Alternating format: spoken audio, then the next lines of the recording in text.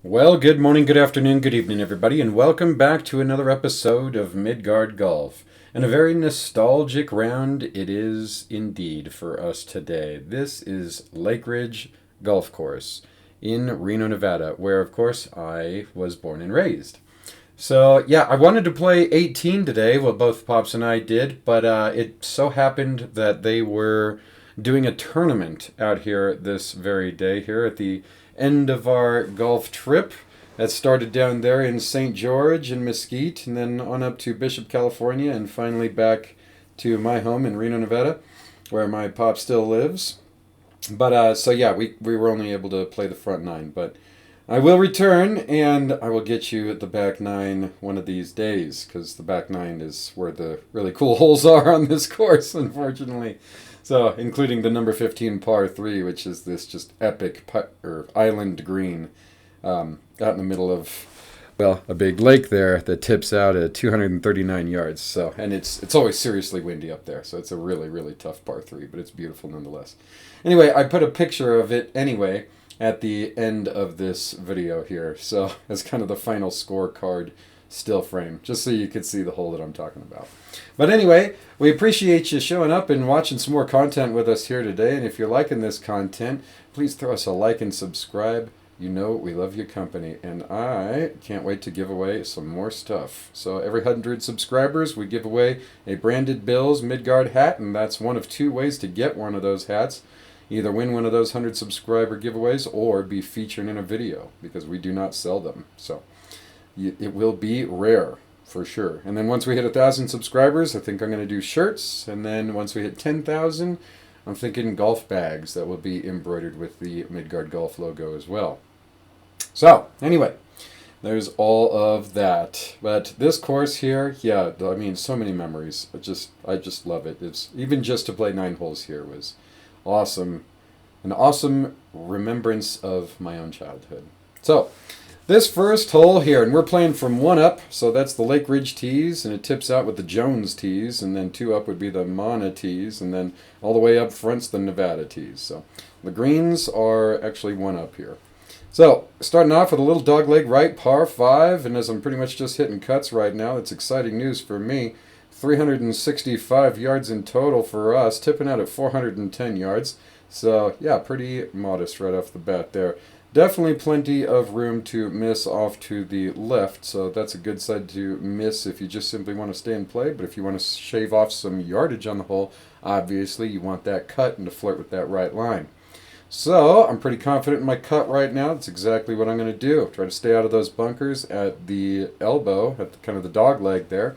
After that, you're going to have a bit of a stream to clear to get up on the green that's placed on kind of a plateau up there for you. A couple of bunkers off to the left and one more off to the right, and that's all you got to deal with. So, driver in hand, cut engaged. Let's give it a rip and see what we can do.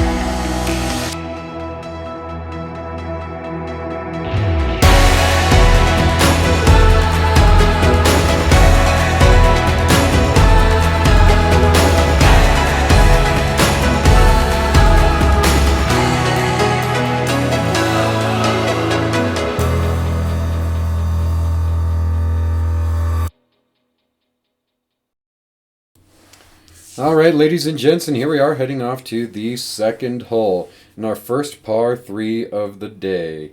Playing for us at just 151 yards and tipping out at 166. Yeah, pretty run-of-the-mill par 3, I'd say. And apart from the obvious forced clearance you've got straight in front of you, having to carry that lake the entire way to the green, not a whole lot to worry about. So you definitely want to take enough club. And it does tend to be pretty windy out on this course often. So as I mentioned before about when I was talking about number 15, as it was this day, kind of whipping the ball around and whatnot. So be ready for that and certainly take it into account for your club selection. Apart from that, obviously, you've got a bunker back left, back middle, and lateral right. And that's pretty much all you got to worry about on this hole. So, I mean, kind of treacherous in terms of, mistakes you can make if you don't stab this green, but it is a pretty sizable green at that, back to front running. So, yeah, but there is kind of a shelf on the back, too, that you don't want to be on if the ball's up front. And if you do, oh boy, take heed about the speed of your putt, especially if the greens are rolling fast on that day, because you could very well roll right off the front of that green and on into that water with the putter. Not cool. So, let's give it a rip. I've got the 9-iron in hand just to make sure that I get there today. Because, yeah, definitely don't want to be short.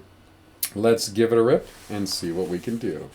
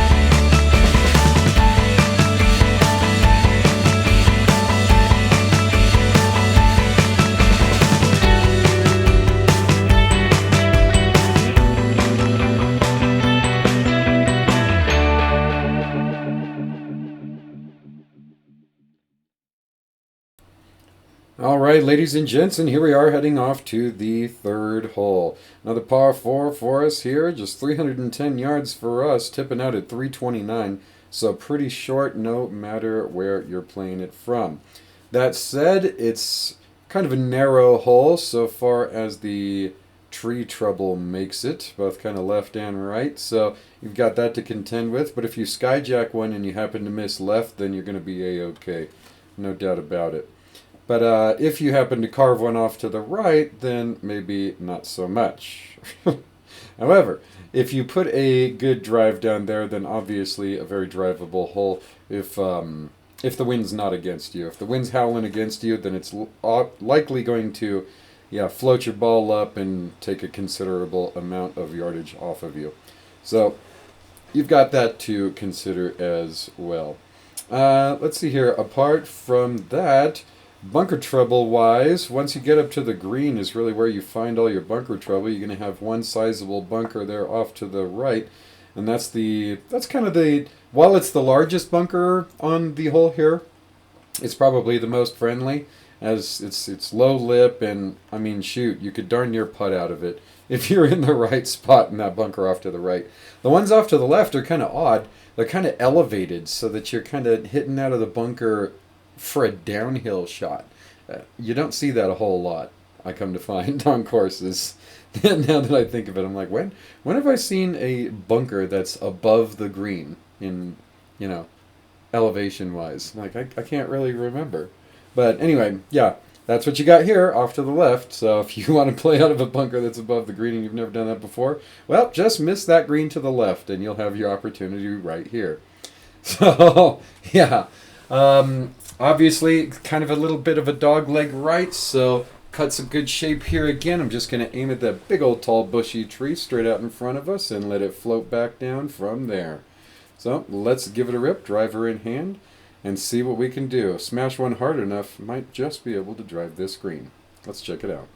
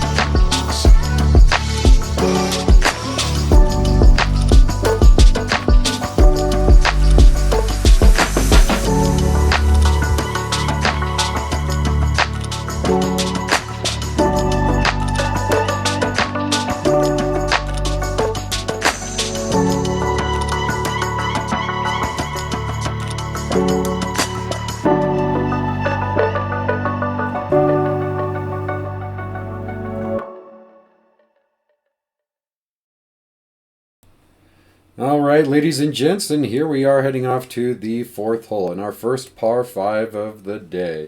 Playing for us at 569 yards and tipping out at 599, so let's just call it 600 for the tips there. Par 5 and the number 5 handicap on the course. Just fives all over the place on this hole. You gotta love it.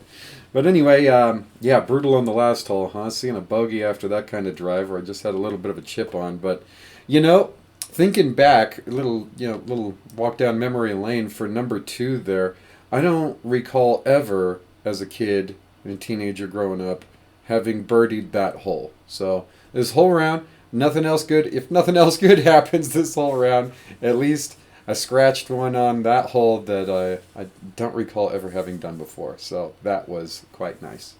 Anyway, back to this hole. So, yeah, not a short hole, but it's a dogleg right again, and the dogleg comes up short on you, right? So from the tips, you've only got about 256 yards to make it to the dogleg. At the dogleg, you're going to have about 345 yards remaining to the green. So to shave off any yardage on this hole, you definitely want to cut shape unless you can hit that, nice high draw over kind of the tree line to the right there and then pull it back in from there. But oh boy, you better be able to get that ball up real fast before you run into those trees. So otherwise, you're hitting a cut, or you're probably kind of laying up on your drive here, unfortunately. And from there on, it's going to be a long hole. That said, if you're not really good at hitting cuts, and pretty much all you got in the bag right now is a draw shape for a right-handed player, obviously a fade shape for a left-handed player, then if you keep the ball far enough left and you happen to screw up and punch it right through the fairway, then you've got some room past the fairway, kind of right in front of you off the tee box here. But if you kind of push it out a little bit to the right and it just doesn't fade for you, you might end up in kind of this bushy hill that would crawl its way up to the housing just behind it, and that is likely going to be a lost ball. So pick your poison there. Once you get up to the green, you've got a couple of bunkers high and left on the green. Very sizable green, but kind of up on a plateau for you as well. And yeah, that's really all you got to worry about here. No water hazard, that's for sure.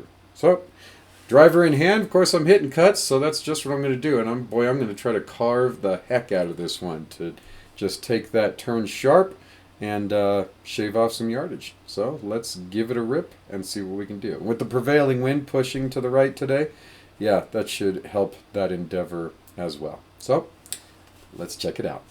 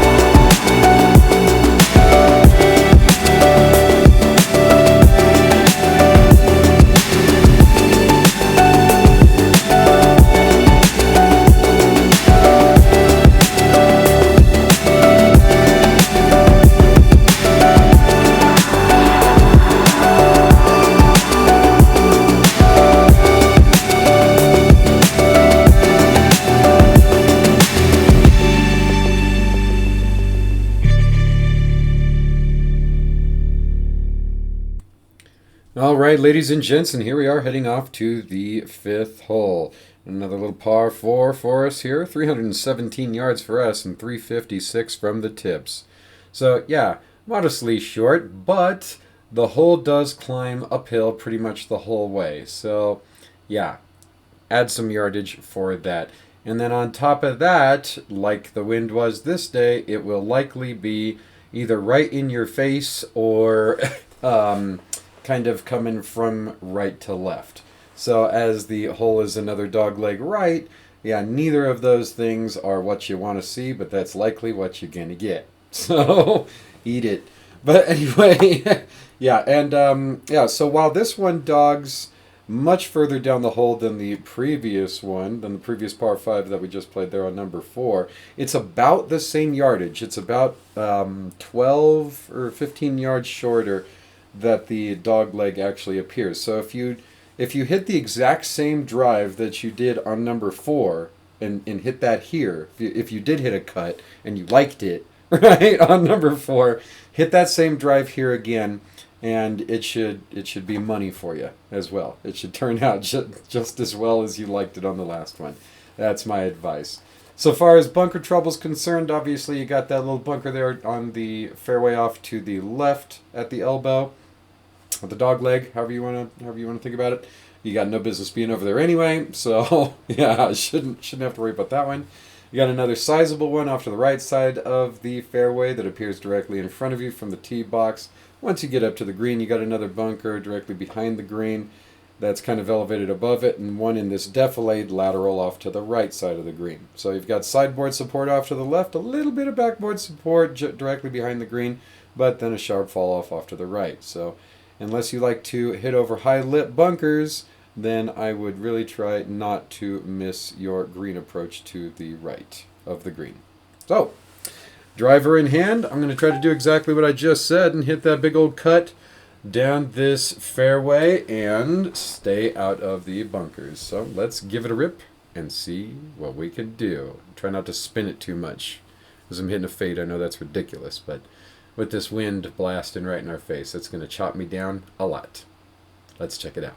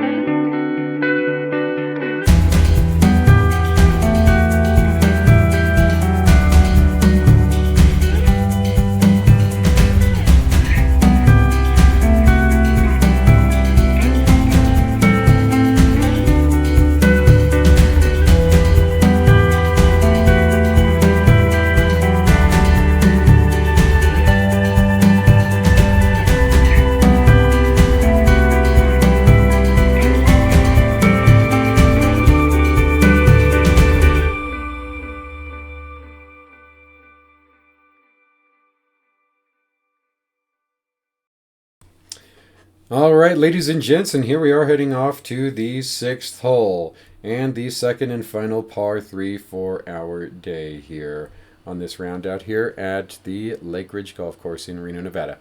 So definitely longer, a lot longer than the last one, playing for us at 181 yards and tipping out at 213 yards. So yeah, very strong par 3, no doubt about it. That said, you do have water trouble, obviously, right in front of you there that you have to hit over. It's definitely not as scary as the second hole, as you've got plenty of fairway before the green to miss short. So you're going to be fine there. As long as you can get the ball up in the air, kind of, right? Apart from that, obviously you've got 2 bunkers left, 2 bunkers right to deal with, and a plateau green. So I know just what you want to see on a par 3 there, or any hole for that matter. Thanks so much, Course Architect, for putting all these greens on volcanoes for us, to where we got to send it up and stick it. And try not to have it roll off of any ledge, as mine's about to. A little foreshadowing. But anyhow, so it is what it is. Obviously, you can miss for a day and a half to the left, as long as you make yardage to get over the water, so no issues there. And you can also miss for quite a long ways off to the right there as well before you run into the housing. So no real right or left kind of, heavy trouble apart from the bunkers.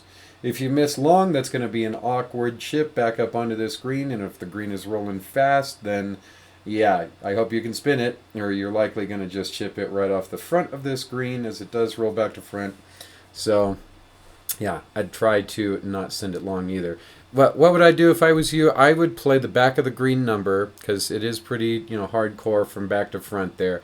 And especially if the wind's in your face again, like it is for us today. So yeah, that is what it is. But yeah, anyhow, be selective about your club here. Yeah, I'd play the back of the green number and then just try to suck it back to the front, or maybe just hit a little bit lighter in order to stick it in the middle and play Scotty Scheffler style. So let's give it a rip. I have the 8-iron in hand, and let's see if we can't stab the screen. Let's check it out.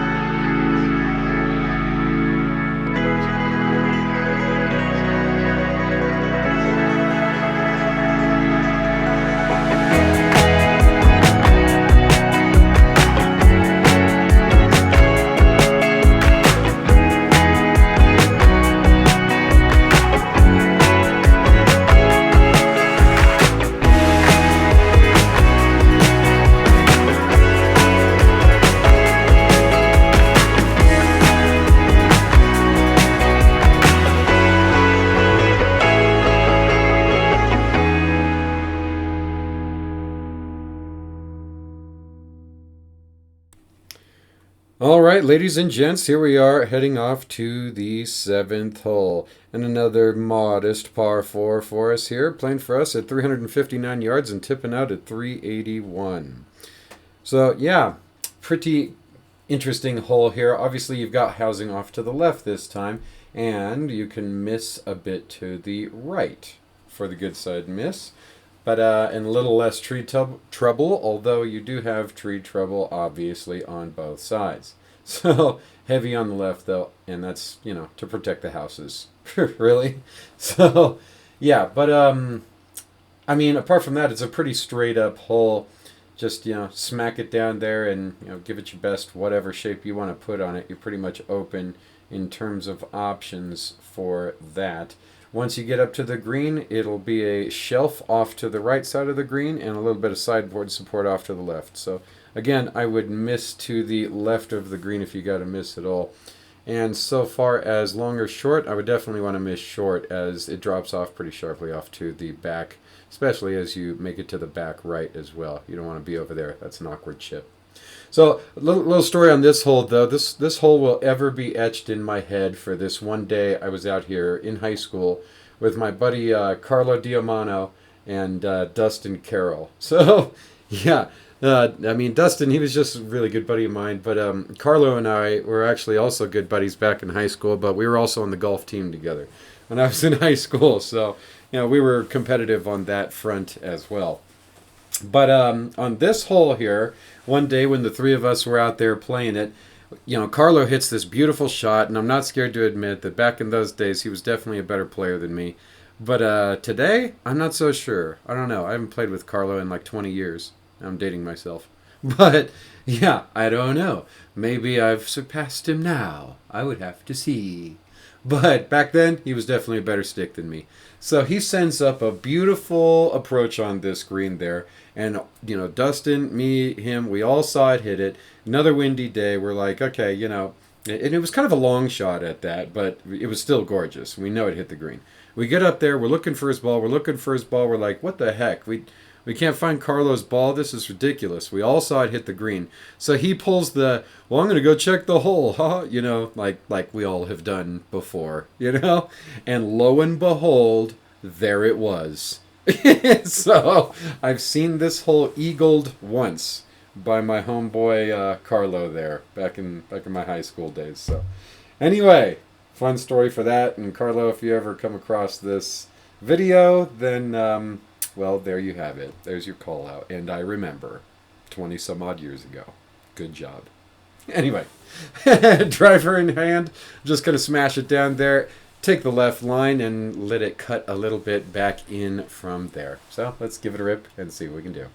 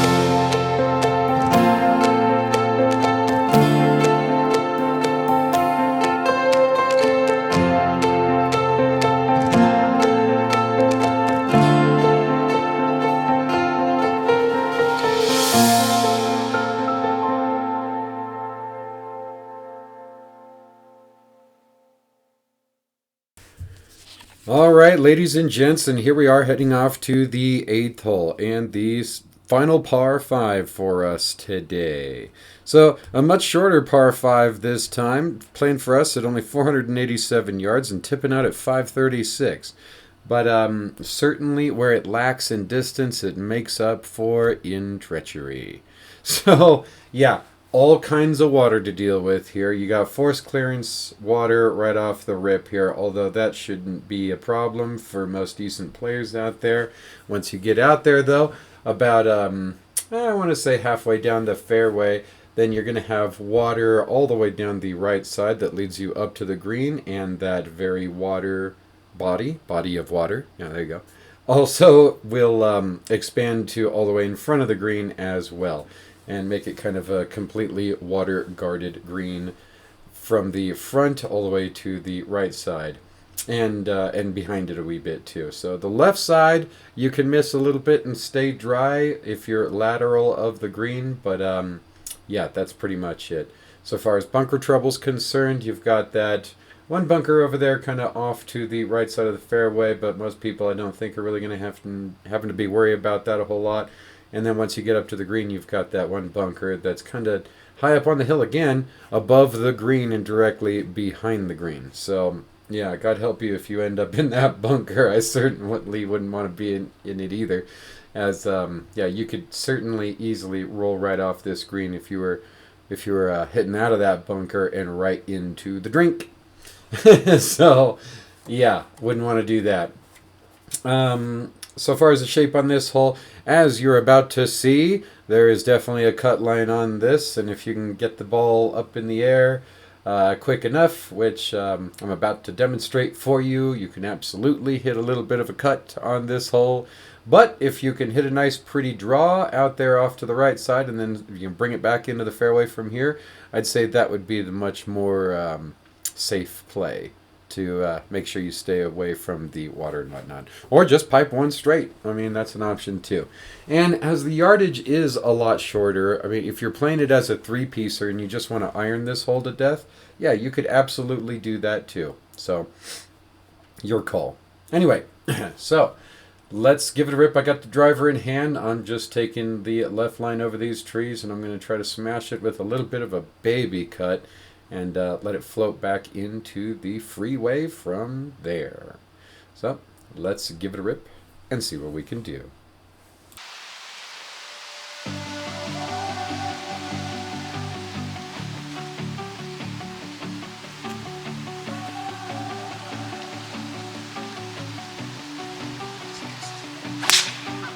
Oh yeah, that's gonna travel all ways. That's way the hell down. Yeah, you're right. Just go. Look at that shit. That's that might you're going for it too from there. Excellent.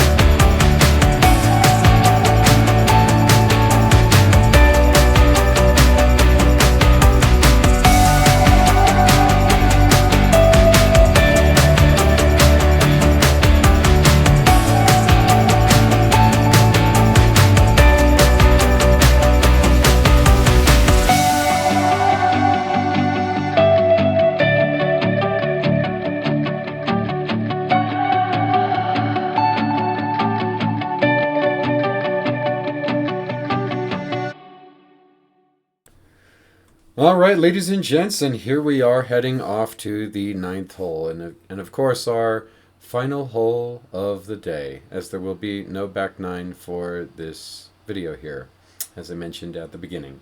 So thank you guys so much for watching again today, And again, if you're liking this content, throw us a like and subscribe. We would love to see you back. And as I've mentioned in a couple videos ago, I'm recovering right now from a broken leg. I literally have a trimalleolar fracture in my left leg there. So it's going to take a little while to heal, obviously, but slowly but surely it's getting there. So, but as soon as it does and I can get out there and actually swing a golf club again, then I'll be back at it. But until then, well, I'm going to need some time for that to heal, and hopefully I can still play some decent golf when I do get back out there. Got a lot of hardware in there now. But anyway, enough of the pity party.